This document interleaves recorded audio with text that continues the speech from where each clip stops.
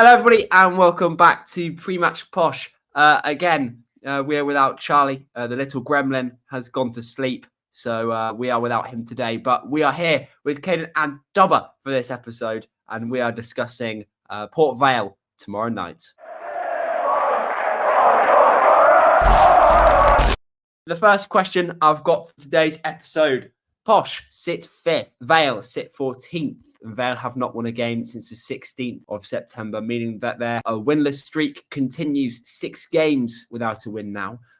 Could this be a game where, we have to get 3 points, or are we going to do a typical Peterborough and give them their first win in 6? Well, I've got to say it would be good to keep this unbeaten run going to make it 8, and I'd like to see us get another win. Obviously, Saturday's game, it's a bit of a shame it wasn't a win because, any other day it could have been a different story. But it just wasn't the best performance, I don't think. Port Vale, they didn't start the season off great, did they? With a 7-0 loss to Barnsley on the opening day.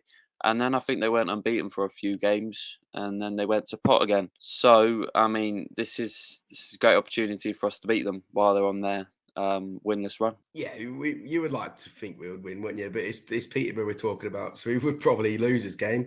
Give him confidence and I'll go on another beating streak. Yeah, you would like to win. We beat him last season away from home. Fergie's back. Fergie's first game back in charge. Yeah, you would like to win. You would like to think that we'd get the job done tomorrow.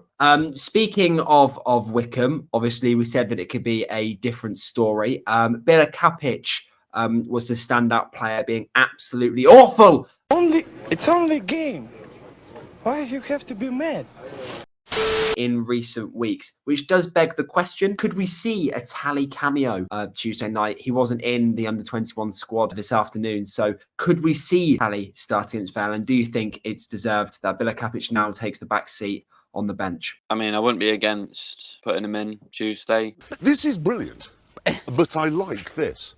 Saturday wasn't bad, I didn't think, but he made a good save, and then the next minute he goes and makes a mistake. I thought Will Norris's distribution was bad, but until I saw Bilo, that man cannot kick a ball. It gets worse every week. Saying that, I do think he starts tomorrow, and I do want him to start tomorrow. We brought this man in as our first choice keeper. We can't give up. We can't give up with him after a couple of games, after a couple of mistakes. Every player makes a mistake, and I do think he saved us a lot of points this season. To counter that point, we probably arguably made the best decision of the season, dropping Romilly Critchlow for Josh Knight, which has definitely bolstered our defence humongously. And we brought Critchlow in to be that starting centre half, and we dropped him for Josh Knight, who was on great form. Changed the goalkeeping situation because it has been quite dire recently. Anyway, we'll move on.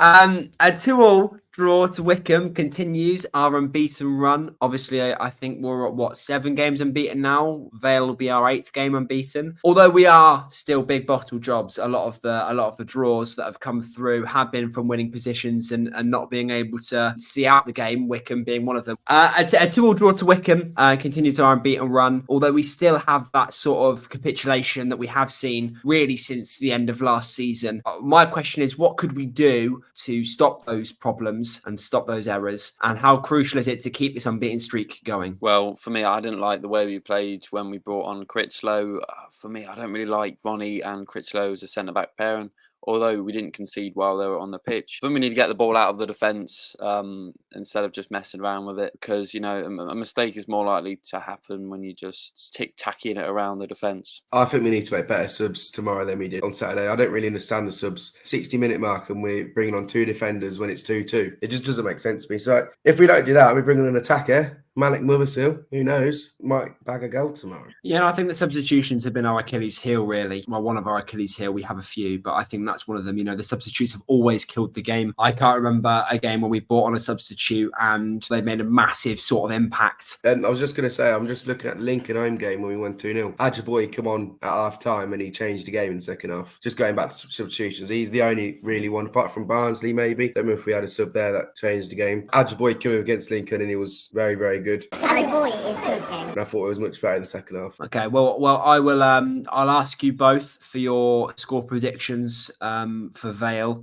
and your first Peterborough United goal scorer. If there's no goals, the first Peterborough United card. I'm going to say we concede and we win 2-1.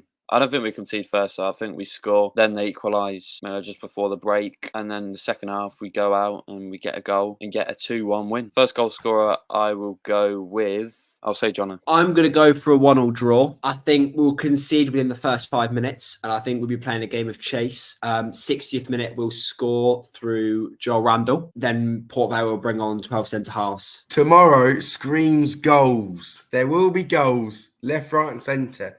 Peterborough United are going to win the game 3-2, and there will be goals. Our first goal scorer is going to be a Peter Chiozo screamer. He only scores bangers. He reminds me of Jack Taylor. He only scores bangers. He's going to bag first, going to go on the up. They'll go 2-1 up, and we'll turn it around, and we'll win 3-2. Seems to be delusion. Oh, for God's sake! It's not delusion, mate. It's called positivity. It's called positivity. Well, anyway, thank you very much for watching this week's Pre-Match Posh, and we will see you again for the Pre-Match Posh for Blackpool on Thursday.